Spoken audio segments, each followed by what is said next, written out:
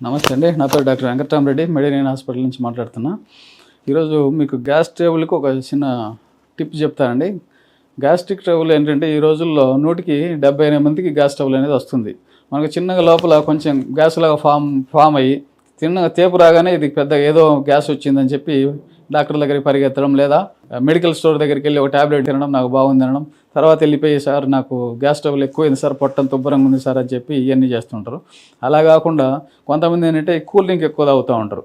నేను cool drink తాగితే బాగా అవుతుంది సార్, నాకు కూల్ డ్రింక్ తాగినప్పుడు బాగా మంచిగా రిలీఫ్ వస్తుంది సార్ అంటారు. కానీ మనం తాగే కూల్ డ్రింక్లో కార్బోనేటెడ్ వాటర్ అది తాగినప్పుడు దాన్ని సపరేట్ చేసి కొంచెం పక్కగా ఉంటుంది. దాని ఎఫెక్ట్ పోగానే ఇంతకుముందు ఉన్న దానికన్నా గ్యాస్ ఎక్కువ వచ్చి అక్కడ మంటలాగా ఫామ్ అయ్యి ఇంకా మనల్ని ఇబ్బంది పెడుతుందండి. దయచేసి అటువంటివి కాకుండా నార్మల్ వాటర్, నార్మల్ జ్యూసు ఇటువంటివి తాగుతూ మెయింటైన్ చేసుకోండి.